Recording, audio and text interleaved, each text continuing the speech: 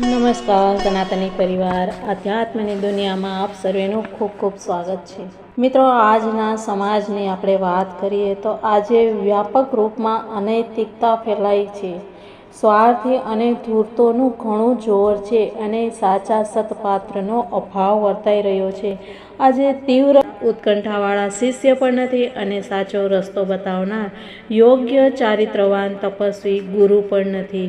તો એવામાં આપણે કોની પાસેથી શીખીએ એ એક સવાલ સદવિચારવાળા મનુષ્યને અવશ્ય આવે છે। આ દશામાં ગુરુ શિષ્યનો આધ્યાત્મિક અને મહત્વપૂર્ણ સંબંધ થવો જ મુશ્કેલ બની જાય છે। શિષ્ય ઈચ્છે છે કે પોતાને કશું જ ન કરવું પડે તેવા ગુરુ મળી જાય કે જે પોતાની નમ્રતા જોઈ અને પોતાને માટે બધું જ તૈયાર કરી દે।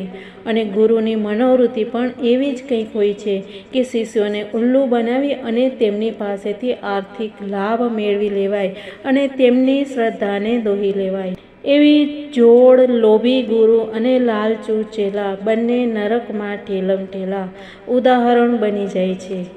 આવા લોકોનું પ્રમાણ વધારે હોવાને લીધે આ મહાન સંબંધ શિથિલ થઈ ગયો છે। અત્યારે કોઈને પણ ગુરુ બનાવવો એ આડંબરમાં ફસાવા જેવું છે અથવા કોઈને શિષ્ય બનાવવો એટલે નકામી વધારે પડતી જંજાળમાં ઉતરવા જેવું છે। ગુરુ નિર્લોભી, નિરહંકારી અને શુદ્ધ ચારિત્રવાન હોવો જરૂરી છે। આવી યોગ્યતાઓ જે વ્યક્તિમાં હોય તેને કામચલાઉ ગુરુ તરીકે સ્થાપી શકાય। જો તેનામાં શક્તિદાન કરવાની અથવા રસ્તો બતાવવાની યોગ્યતા ન હોય તો પણ તે આપણી શ્રદ્ધા વધારવામાં સાથીની માફક જરૂર સહકાર આપશે। એટલે એવું કહેવામાં આવે છે, ઘણા લોકો એવું માને છે કે સાવ ગુરુ ન હોય એના કરતાં થોડું જાણનાર પણ ગુરુ હોય તો એકવાર કામ ચાલી શકે છે। તો મિત્રો, આ સમયમાં આપણે હંમેશા સત્વૃત્તિવાળા અને સદવિચારવાળા લોકોની શોધ રહેવી જોઈએ કે જ્યાંથી આપણને સારી વસ્તુઓ અને સારું જ્ઞાન પ્રાપ્ત થાય। એ માટે આપણે હંમેશા પ્રયત્નશીલ રહેવું જોઈએ કેમ કે આપણને ન જોઈતી વસ્તુઓ તો બધે જ મળી રહે છે। વિના મૂલ્યે ફ્રીમાં પણ આપણે ઘણી વખત એવી ફરજો પડે છે, જેમ કે આપણે કોઈ એપ ચાલુ કરીએ તો આપણને જાહેર ખબર પૂરી ન થાય ત્યાં સુધી એ આવ્યા જ કરે છે અને આપણને ન જોવી હોય તો પણ જોવી પડે છે। તો આ હાલ થઈ ગયા છે। તો એના માટે સદગુરુ મળે તો ખૂબ સરસ છે, પણ અગર સદગુરુ શોધવા છતાં પણ ન મળે તો હંમેશા વાંચન છે એ સત્ય તરફ હોવું જોઈએ, સાત્વિક હોવું જોઈએ અને એ જ વસ્તુ છે એ આપણા જીવનને સદમાર્ગે વાળી શકશે। બાકી અધોમાર્ગ તરફ જવા માટેના રસ્તા તો મિત્રો જોઈએ એટલા મળી જશે કે જેને આપણે એક ખાઈ કહીએ કે ખાઈમાં પડતા માણસને વાર નથી લાગતી, પણ જ્યારે આપણે સદમાર્ગે જવાનું હોય છે અને એ યાત્રા જ્યારે કરવાની હોય છે એ બહુ કઠિન હોય છે। તો એના માટે આપણે હંમેશા આપણે આત્માના ઉદ્ધાર માટે સતત પ્રયત્નશીલ રહીએ અને આપણે સદવિચારોને વાગોળીએ।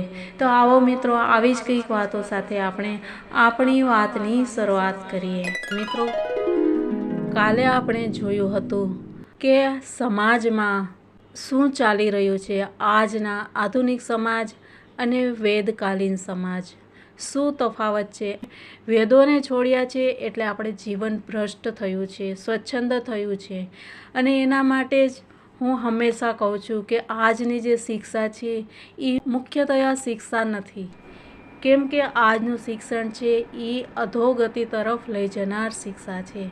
વૈદિક કાળમાં જે શિક્ષા હતી એ ઉન્નતિ તરફ લઈ જનાર શિક્ષા હતી। આજની શિક્ષા શું સમાજને સાચું જ્ઞાન આપી શકે છે, સમાજને ઉન્નતિ તરફ લઈ જઈ શકે છે?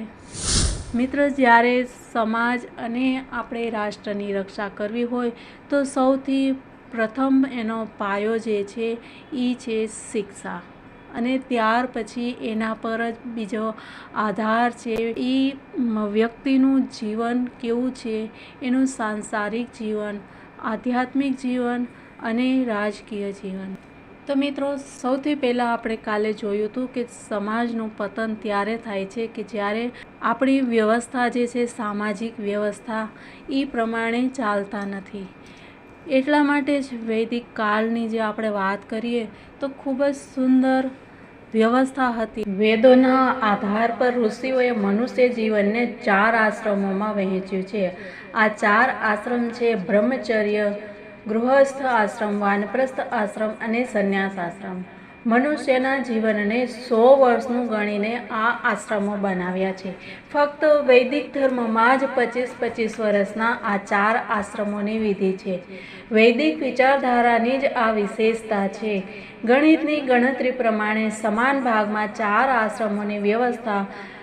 બ્રહ્મચર્યમાં તે શારીરિક, માનસિક, બૌદ્ધિક અને આત્મિક શક્તિઓ પ્રાપ્ત કરે છે. ગૃહસ્થ આશ્રમમાં તેની આ શક્તિઓને કમાણીનો ઉપયોગ અને પત્ની અને સંતાનને લગતા ઘર સંસારના કામોમાં કરે છે. ત્યાર પછી વાનપ્રસ્થ આશ્રમમાં બ્રહ્મચર્ય, સ્વાધ્યાય, જપ, તપ દ્વારા પોતાની શક્તિઓમાં ઓર વધારો કરે છે અને ત્યાર પછી સંન્યાસ આશ્રમમાં તે પોતાના એકત્રિત જ્ઞાન, વિજ્ઞાન અને અનુભવનું સમાજમાં વિતરણ કરે છે. માનવ જીવનની આશ્રમ વ્યવસ્થા વૈદિક ધર્મની ખૂબ મોટી વિશેષતા છે, પરંતુ આજના સમાજમાં આ જે પદ્ધતિ છે એને ભૂલી ગયા છે અને એને કારણે જ સમાજની અંદર અવ્યવસ્થા થઈ છે. જો બ્રહ્મચર્યમાં જીવનનો આધાર છે તો ગૃહસ્થ આશ્રમ તે આધાર પર રચાયેલું એક સુંદર ભવન છે. ગૃહસ્થ આશ્રમની પોતાની મહત્તા અને ઉપયોગિતા છે. આ સમયમાં ત્યાગની ભાવના વધુ બળવાન થાય છે. કુટુંબમાં બધા સભ્યો એકબીજા પ્રત્યે સ્નેહ અને સહકારનો ભાવ રાખી અને પોતે કષ્ટ વેઠવા માટે તત્પર રહે છે. સ્ત્રીના ત્યાગની તો વાત જ શી કરવી, તો ત્યાગની સાક્ષાત મૂર્તિ છે. પત્ની, બહેન, પુત્રી તથા માતાના રૂપમાં તેનો ત્યાગ કુટુંબને અલૌકિક આનંદથી ભરી દે છે.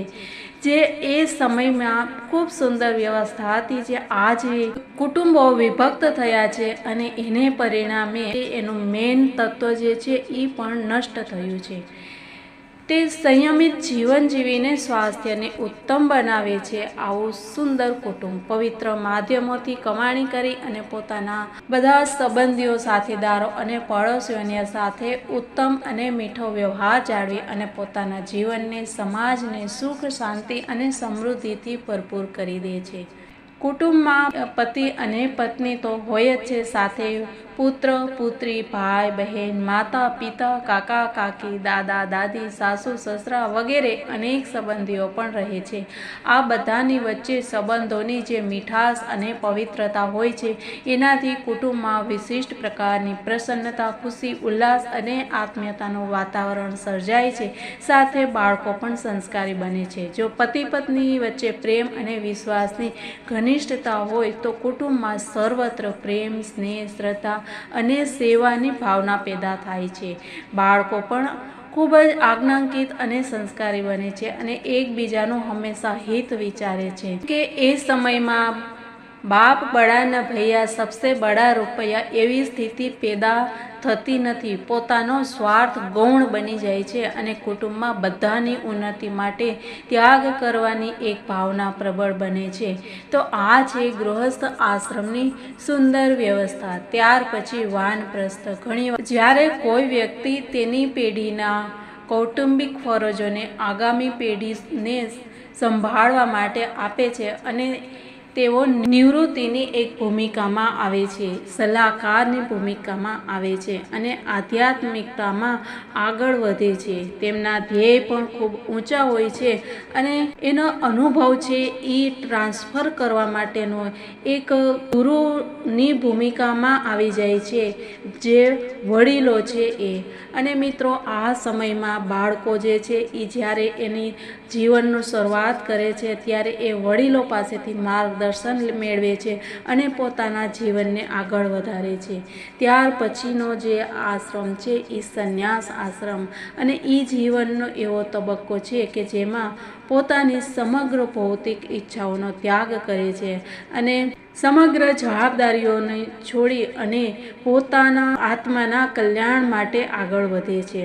આ સમયમાં સંપત્તિનો પણ સર્વસ્વ ત્યાગ કરે છે અને ઈચ્છાઓનો પણ ત્યાગ કરવાનો હોય છે.